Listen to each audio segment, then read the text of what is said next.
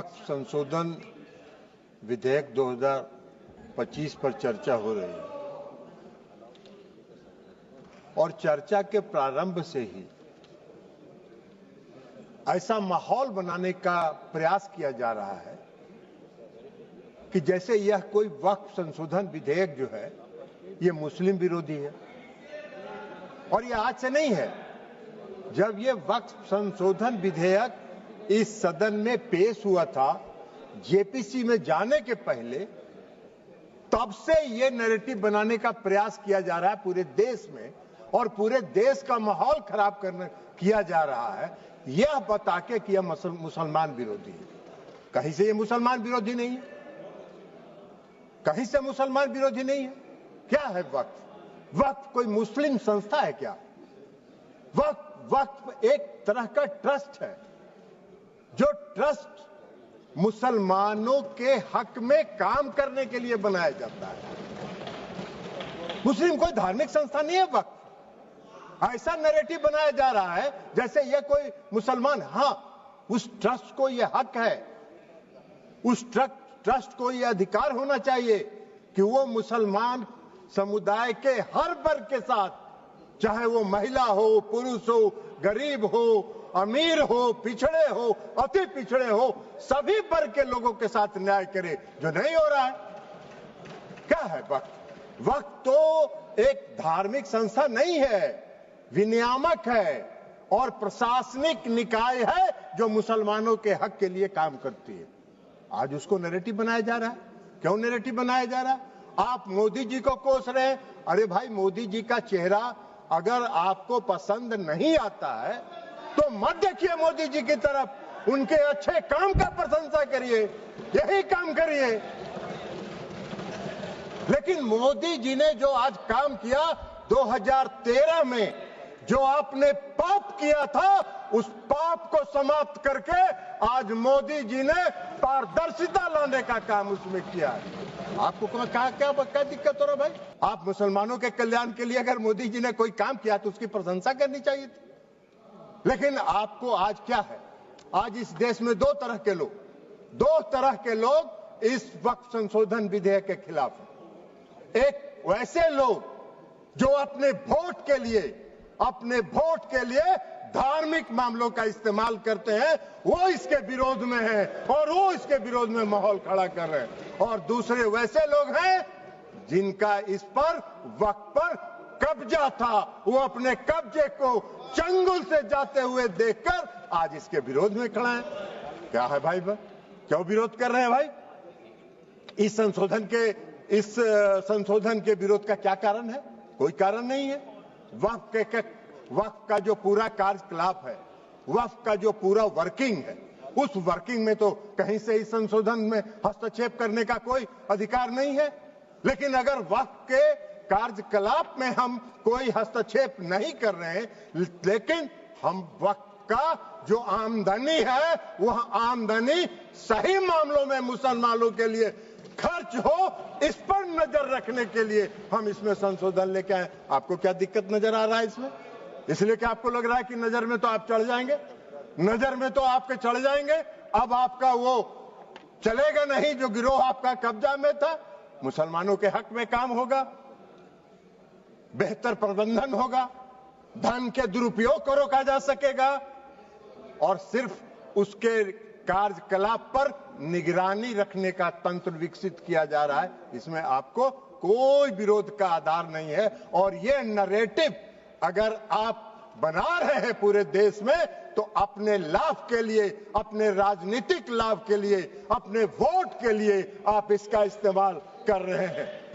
आप जरा बताइए हमको, पूरे देश भर का उदाहरण देके बताइए कि पसमानदा समाज का वक्फ पर कोई है? वक्फ में उसका बेचारे का कोई से है?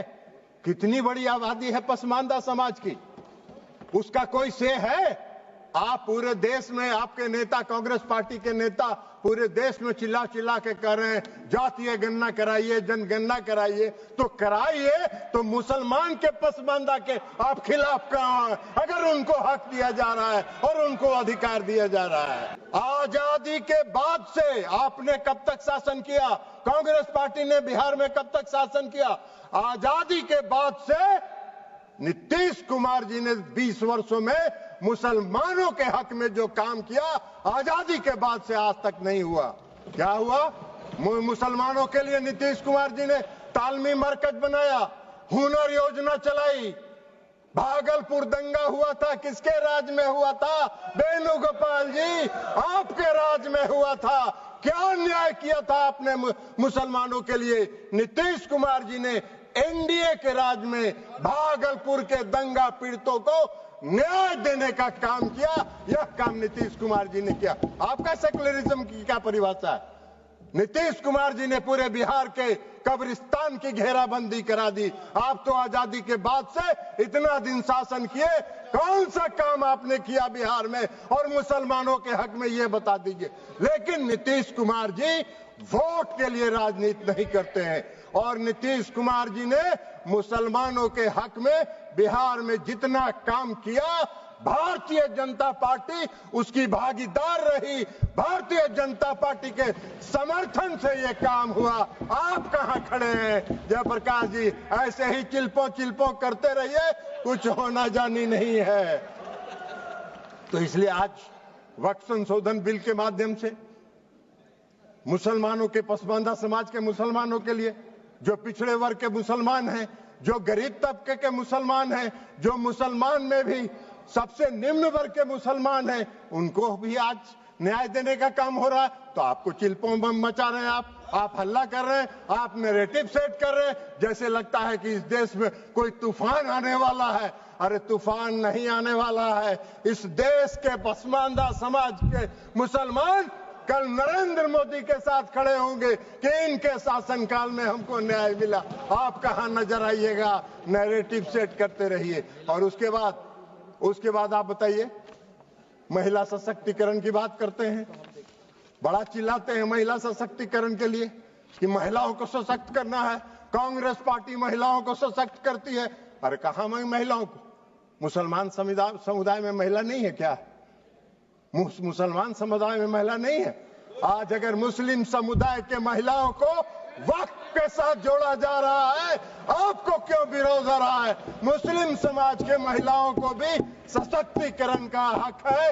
उनके सशक्तिकरण का भी काम प्रधानमंत्री नरेंद्र मोदी जी की सरकार ने किया। इस वक्फ संशोधन विधेयक के माध्यम से आपका नैरेटिव सेट कर रहे हैं पूरे देश में, जैसे लगता है मोदी जी मुस्लिम विरोधी हैं।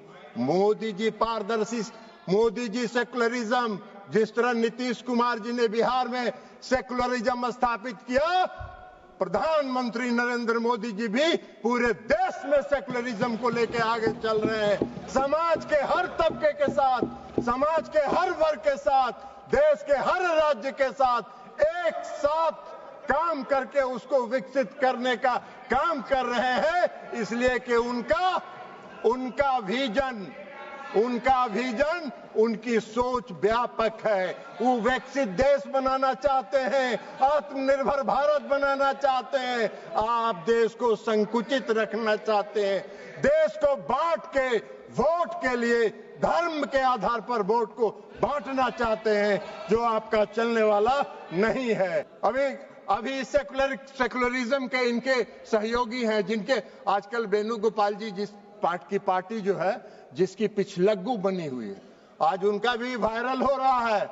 इसी लोकसभा में उनका दिया हुआ भाषण वायरल हो रहा है, जिन्होंने कहा है कि पूरे डाक बंगला चौक को पटना के वक्फ वालों ने कब्जा करके रख लिया है। सख्त कानून बनना चाहिए और उन लोगों को विदा करना चाहिए। तो यही तो आपका है, यही आपका है, वायरल है। जरा बाहर निकल के वेणुगोपाल जी देख लीजिए, नहीं हो तो बोलिएगा, हम भेज देंगे, मेरे पास भी है, हम भी भेज देंगे आपको, देख लीजिएगा।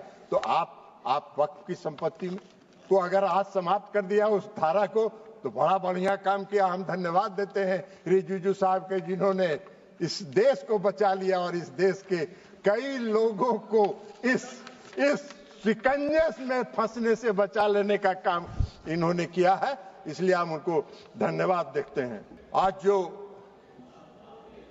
ये संशोधन लेके सरकार आई है, ये संशोधन पूरे वक्त के कार्यकलाप को, पूरे वक्त के कामकाज पर, पूरे वक्त की संपत्ति पर, पूरे वक्त का इस्तेमाल आम और गरीब मुसलमानों के लिए, मुस्लिम महिलाओं के लिए हित में हो, इसकी व्यवस्था के साथ ये संशोधन विधेयक आया है। हमारी पार्टी जनता दल यूनाइटेड इसका पूर्ण समर्थन करती है, पारदर्शिता का समर्थन करती है और पारदर्शिता को लाने के लिए हम आदरणीय प्रधानमंत्री नरेंद्र मोदी जी का धन्यवाद करते हैं।